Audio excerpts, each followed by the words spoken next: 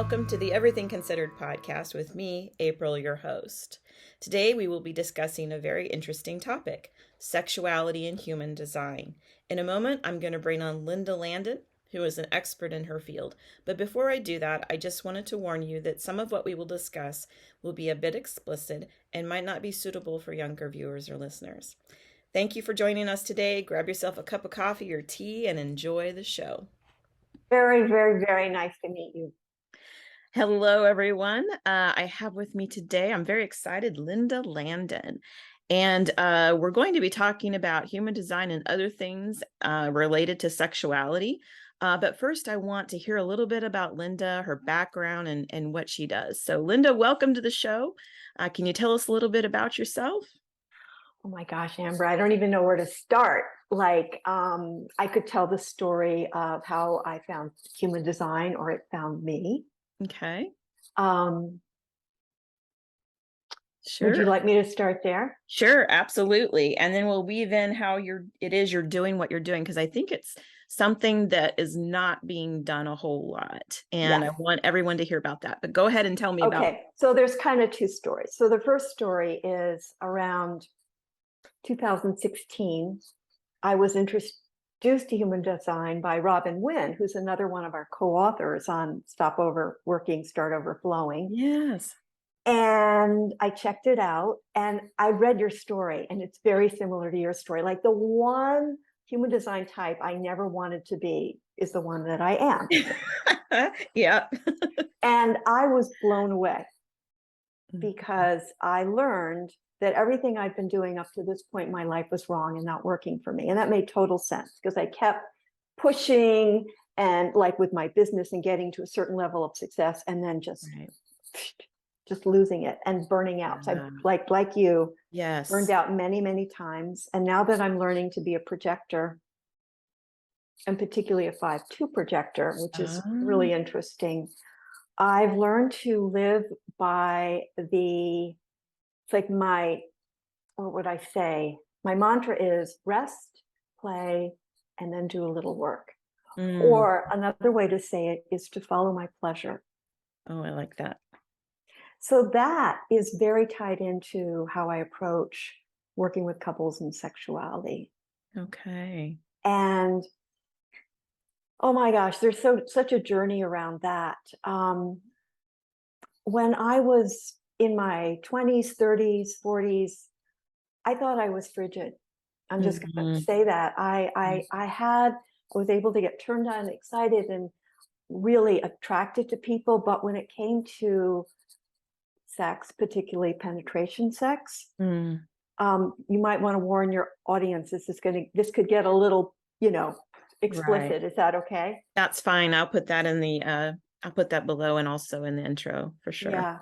So April, when I would become intimate with someone and would move into penetration sex, my vagina would just completely shut down. It was just not having it. Right. And I faked it really well, as many women do. I rarely had climaxes, maybe by myself, but not with a partner. Right. And then for many years I was with women, and that was much more sexually satisfying to me. But there was also a way that I was still the one in charge. I had control. So I never allowed myself to really surrender into my feminine orgasm, like my real, true feminine sexuality, or what one of my favorite teachers calls feminist sexuality. And so there was still this, there was this sense of tremendous potential, but something missing. Right. So when I was with women, I didn't experience myself as frigid because I had arousal and I was, fluid and wet and all that good stuff, but there was still this holdback.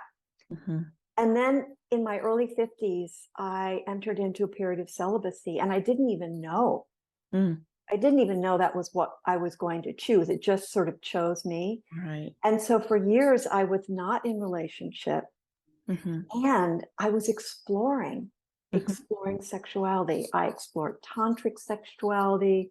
I explored all different kinds. And then I found something called orgasmic meditation. Have you ever heard of that? I had not heard of that until I saw your website, and I thought that's something I want to find out about. Yeah. What is that? Well, orgasmic meditation is a practice that's centuries old, but it was kind of given a name and a really specific instructions and direction by this brilliant woman named Nicole Daedone. Mm-hmm. An orgasmic meditation is a practice where with two people, one is the woman, Mm-hmm. or shall we say, someone who has got female genitalia, because in this Okay. non-binary world, it could be anyone. Right. So this person lies down and the other person strokes her clitoris in a very particular way for very limited, like contained amount of time. And it's all about taking the goals off the table, taking any expectations whatsoever, and just being there for the point of contact and feeling into the sensations that arise. Mm-hmm. And the person who is doing the stroking is stroking for their own pleasure, and the person who is receiving for their own pleasure. It's incredible. It just like it's not going anywhere. And at the end, like it goes lots of places in terms of sensation, but there's no expectation that it's supposed to lead to something else. Right. And at the end of the practice, the timer goes off and you complete and ground, and then you just put the woman or the female genital person puts their clothes back on. The other person who's stroking is completely clothed. Okay. And then they just go on their way. You don't go into the bedroom. You can do it with your partner. You can do it with, I had like many partners who were just my oming partners. Right. But it's separate from sexual activity. Okay. And So yet it takes the pressure off a little bit. yeah. Yeah. And so what I learned from that was I had an infinite, I'm a little like tongue-tied this. I think I'm a little nervous. Sure. I had this infinite capacity for sensation, and it just blew the doors off of what was Wow. possible for me. So when I entered again into an intimate relationship with someone who was a man, Mm-hmm. I was able to welcome and enjoy penetration without any pain. Oh my goodness, that's wonderful. Because I'd learned how to tune into myself, what my body needed, what turned me on, what didn't, and to take my time. And Right. really, one of the things that I learned in the practice is how to give my partner very clear requests so that they can know how to satisfy me. And then Right. vice versa, I can do that for them. So there's no more mind tripping, guesswork. You should know. It just all taken off, and you get very direct and clear in your communication. Wow. So with that in my bag, and then I had human design and years of experience in what I call sensory awareness or sensing. I had this vast capacity, and I'd been a body worker also, by the way, for 15 years before I was a Right. coach. I had this tremendous capacity to meet and be present in the moment with the subtlest nuanced touch. So I blended it all together and started to work with couples. Wow. Because what I realized is that when a couple comes in for a session, they're not ready to do, the orgasmic meditation. It's Right. just too much. It's a lot. So, Yeah. so I've scaled it way back. Mm-hmm. Yeah. And Wow. so that's sort of my story. And that's, Beautiful. yeah. Yeah, it's like the walls just kind of came down through your own journey of exploration, and communication is, I think it's difficult for people to talk about it. It's difficult for them to ask for what they need. There's a part of us that, you know, is uncertain or insecure about that, and to kind of have the courage and the freedom to be able to do that, I can see how that would be a very healing journey.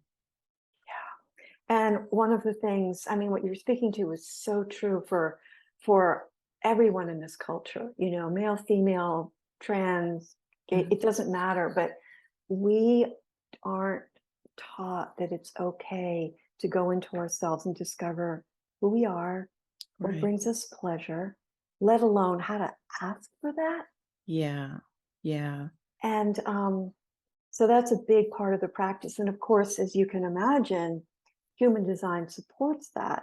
Mm-hmm. Because one of the great lessons in human design is when you know your partner's type and strategy, you can frame your questions in such a way that they can really hear you and Mm-hmm. feel met Yeah. and be very willing and happy to respond. Yes. Yeah. So it does vary by type, and as far as communication is concerned, and that translates into the sexual experience. Like it really makes a difference because I know I've been married 33 years to a generator. I'm a manifester. That how I phrase a question, it makes all the difference in the world to him. And also, for me as well, it doesn't, we don't communicate the same way, but understanding that, I can see how that would increase the level of intimacy when we're able to communicate it in a way where the other person can understand and really feels heard. And since, you and I are both open, sacral beings. Yes. So, and for those of you who are listening, you probably heard this, but just I'm not going to assume anything. So, in human design, there are different centers, and the sacral center is what makes you a generator, manifesting generator, or not. And if you're not, you're a manifester, projector, or a reflector. And Right. that sacral center is like it's your sexual center. Mm-hmm. And with a generator and a manifesting generator, that center is defined. And what that can look like in relationship is that the person with the defined center has a kind of rhythm and regularity and consistency to how they like to have sexual Right. connection and play.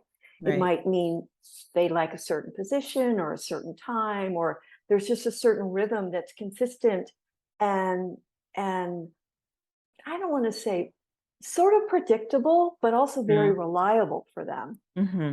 Mm-hmm. And Yeah. there's also, we could say, with people with defined sacral centers, that there's also kind of a consistent, and correct me if I'm wrong, but sort of a consistent desire. Well, it can be desire or total lack of desire for Right. sexual contact. Right. Right. Now, if you have an open sacral center, you can be really fluid Mm-hmm. I have in found how that for you sure. are Yeah. sexually, how you respond, what you want, where, how, it's just the realm of possibilities is open to you because you have this wide open center. Right. Yes. That is absolutely true. I found that to be true. Yeah. And and once you understand that about the other, the expectation or the misunderstanding, we just assume everyone should be like us and function like we do. But in human design, we find out that there is so much nuance and variety in terms of how people's energy functions. And no one is the same as another person. And so bringing that into an intimate relationship, bringing that understanding into an intimate relationship is a very powerful thing and a healing thing, I think. I think it's one of the modes by which we heal. That's And beautiful. and when I'm just pausing for a second. I'm going up to preferences on the Zoom and I'm just gonna lighten my screen a little. Okay. It's just want you to know and I'm not getting what I want. So Sure. this may take a moment. Bear with me, everyone. There we go. There's a way. Let me just see if this is a little better. Okay. Yeah. Sorry for the timeout. There, a little Okay. brighter. So when I was playing and not with one person, and I was doing a lot of sexual explore. I mean, I was very sexually active. I just wasn't in an intimate relationship with one Mhm. person. What I discovered was that I was different. My sexual energy was different with different people because Right. I could take in and amplify whatever they were bringing. Yes. So it was a very fun time. It sounds like a wonderful time of self-discovery and not Yeah. one that everybody unfortunately gets to experience or chooses to experience. And I Yeah. think it's great that you're providing a bridge for that because again, it's not something that's I don't feel like it's discussed a whole lot in the human design world. So I think it's beautiful that I know. you're bringing it forth. The pandemic. Um, Yes. one of the things that we discussed earlier is that it changed things for people. And a lot Mhm. of people are really struggling in this arena in terms of feeling like they do have sexual desire or don't have sexual desire, or they don't feel like they can connect. Can you speak to that a little bit? Yeah. So I've been noticing with the people I've been working with, um, I'll give a couple examples. Like, for instance, one couple, she has a full-time job. He's in school, and they're both living, working at home, and they have two young kids. Oof. So actually, before the pandemic, she's working in an office. He's at school, and they have childcare for like a 3 and a 7-year-old. Okay. Then the pandemic hits. Hmm. She's working at home full time. She doesn't have a designated office. So she's moving from the dining room to a little desk in the hallway to Mm. one of the kids' rooms, trying to find privacy to do a really high powered job. Oh, The goodness. childcare is non existent Hmm. initially, and eventually the daycare center opens up so the kids can go to daycare. And then he's still commuting to school, but then he's coming back and he's working at home. And it's just Right. so everybody feels like they're in this pressure cooker and they're just piled on top of each other. Hmm. Plus, bless her heart, this client is a projector. Oh, okay. And as you may know, being an open sacral being, those of us who have this kind of energy need space. Yes, very much so. Sometimes we need to sleep in a different room than our partner. Yes. And there was none of that. Right. So, um, so their sexual energy was just like, it was just like, that's not going to happen, Hmm. because really all they wanted to do was kind of get away from each other. Sure. Yeah, understandably. So fortunately, I mean, I was working with them during pandemic, and we found some ways just to create more space Hmm. instead of pushing them together, to give them more space. And with more space, there came more desire to come back together. Hmm. And then we were able to start moving into some somatic practices to reconnect and touch, taking all the goals of quote sex off the table. And Right. now they're stabilizing. Oh, that's beautiful. Yeah. Sometimes But it's the pressure, the pressure is not something that is conducive to a healthy sexual life at all. yeah, and that the absence of your partner can make them more desirable. And when you're Yes. living on top of each other, together, that's gone. Yes. Yeah, and that's been the case for a lot of people. They've been cooped up in the same house or room together, and absence makes the heart grow fonder. I mean, and particularly for non-sacral beings, we really take in so much of that energy that we have to find some way to have some solitude to expel that. And if we can't do that, it can just feel so like a pressure cooker, like it just Totally. overwhelming. Pressure, some solitude, some way to get out and go somewhere. And there was no getting out, going anywhere. Right, right. Oh, I mean, I have another couple who were in a similar situation on top of each other, but fortunately, they live near a beach, so she could get out and go walk on the beach, but she okay. needed to get away. Yeah. And for them, one of their great ways of connecting was to travel together. Like in the Mhm. traveling and exploring, they had this way of just being enjoyed together, and that was just taken Yes. away from them. Yeah, when you're at home, you're constantly reminded of all the things that you need to do, Yeah. that you've neglected to do. And, you cannot fully relax. So I can see how that caused a lot of difficulty for people that weren't used to having that dynamic. I would think it would be similar to like a couple that retire. And And all of a sudden, yeah, it's like, oh goodness, we're just constantly together. And it's important to have those breaks. mhm, It makes us appreciate one another more. And then again, a break from the environment, because your environment can be not conducive to relaxation, especially if you have small children, or like you said, you're working at home. So you saw quite an increase of problems or difficulties and struggles with people during and after the pandemic. yeah, I mean, we're still just coming out of it. And so Yeah. there's just this residue Yeah. that's hanging over people. Yeah. You pointed out something really important, which is when you're in a home environment, especially when you can't get away much. Right. You're constantly, your mind switches on and it's constantly sort of absorbed with what needs to be done in the house. Mm-hmm. And when you have that activity going on in the mind, it's very hard to just let go and be in the moment with what is. Yes. And when I work with my couples, I do a lot of practices to help them just be here in the moment Mm-hmm. together with what is arising. Right. And as I say that, I can even feel my whole physiology start to relax. Mm. And, we start with, I can give you like, I do a balance between sort of the didactic educational work, Mm-hmm. pieces on how to have more effective communication using human design and listening mirror skills and various practices. Everything is like a practice Right. when I teach. And I also always have them do some kind of somatic body-based practice together, which can be as simple as sitting back to back, Mm-hmm.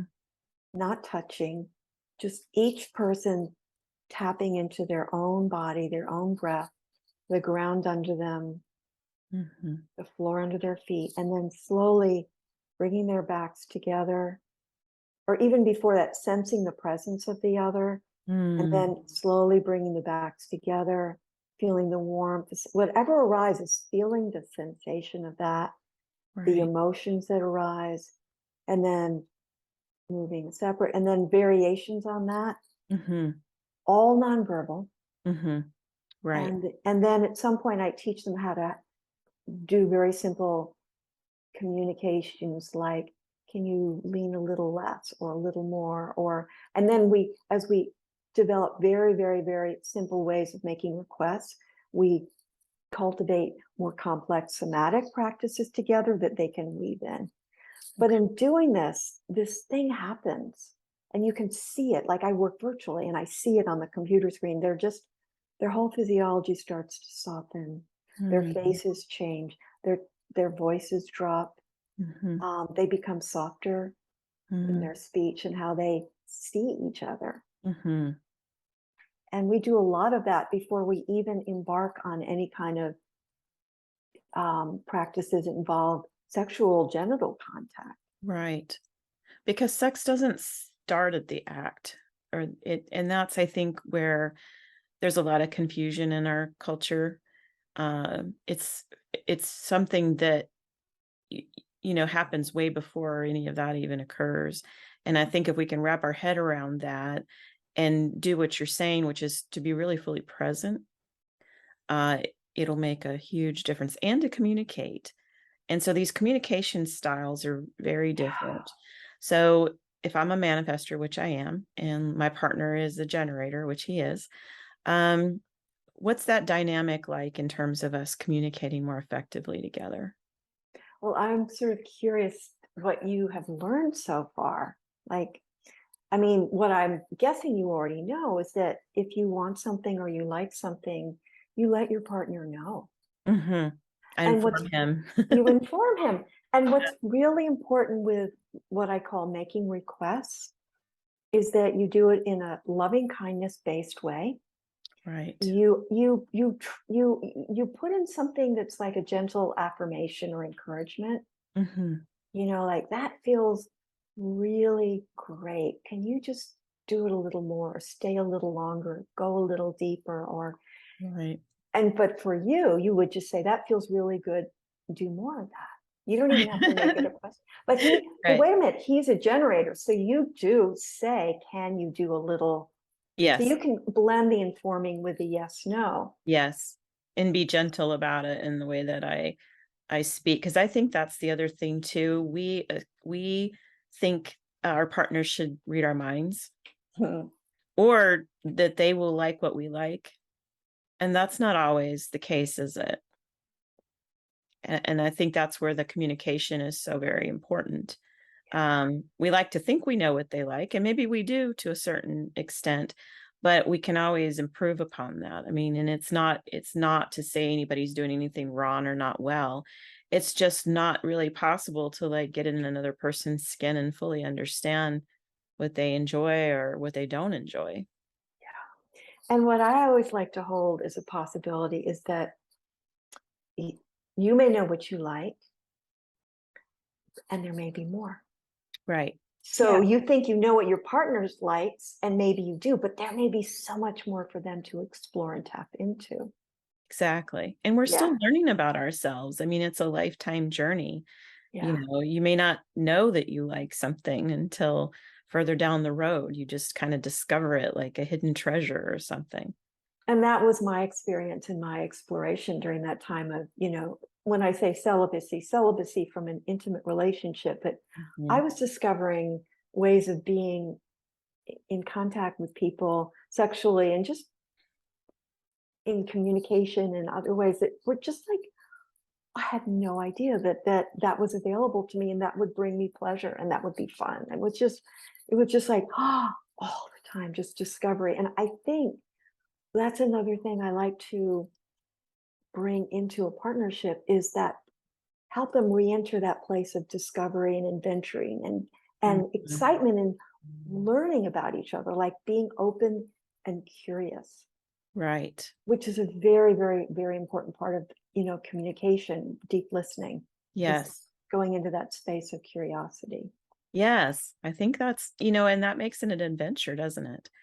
I mean, and I think that's kind of what gets lost, when you're in a situation where you're raising children and you're just doing the typical tasks day in, day out, or you're in a situation where you've been married for a really long time or in a relationship for a very long time, and you don't always like realize there's more layers to this. There's more to be explored, and that's exciting. Yeah, and I think when we've been together with someone for a while, and that's those are the people I really like to work with. You Mhm. know, you build up these patterns of relating, these habits that are comfortable and safe Mm, and predictable, but they get a little boring. sure. That's normal. That's just so normal. And Um, like, how can you spice it up? right. And why not? Why not do that? That's Yeah, exciting. So yeah. you're doing some research in preparation for a book you're writing about this. Mhm. And you're offering couples coaching for free if they Yeah, participate in this. Can you yeah. tell us a little bit more about this book and what you're offering? So I don't know the title of it yet, but you're Okay. sort of getting the flavor of it. Right. And it's really, I mean, anyone, hetero, non-binary, trans, gay can read this. Mhm. It's going to be geared towards hetero, but it's available. It works for Sure. anyone. Okay. But this book is for a couple who are like later on in life, like Mhm. 50s, 60s, maybe their kids have grown Right. and they've been together for a while and they're coming out of the pandemic and they've just hit this kind of what you could call sexual burnout, sort of this flat zone. Yes. And they've lost that sense of adventure and they want to reconnect. They Mhm. find that they fight a lot over stupid shit and Yeah. they're not really feeling connected and they're rarely having sex. And if they are, it's very kind of obligatory and not very Yeah. fun. Right. So this book is for them. Oh, wonderful. And it goes through various layers. And we sort of start at a very basic, simple, like the idea is you sort of build comfort and traction in a certain level of relating, and then we just raise the bar a little bit, and then Mhm. we raise the bar a little bit more, and then we raise the bar a little bit more, so that by the end of the book, it's moving more into taking some of the skills they've learned back into the bedroom. Mhm. Um, a big thing that gets taken off the table in the beginning of the work together is this. I'm talking about the whole book. When I work with couples, I'll Right. speak to that. Um, is any sense of goal.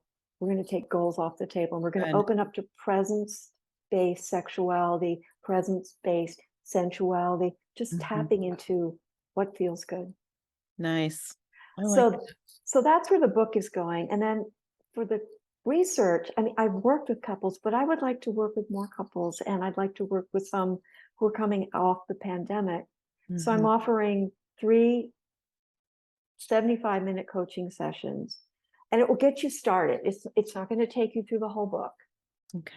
And when I work with people, I don't put a format, like the book is going to have like a flow and a sort of a structure to it. But when I work with you as a couple, Mm-hmm. I'm going to really be meeting you where you are Mm, and exploring, like, what's your heart's desire, each of you individually and as a couple. And then right. we'll go from there. And whatever comes in to those sessions will be what arises in the moment. It's the best practice. Mm-hmm. So it may not follow the order of the book, but the work that you do with me will inform how I write the book, help That's really inform. beautiful. What a neat partnership. And it really is going to help a lot of people.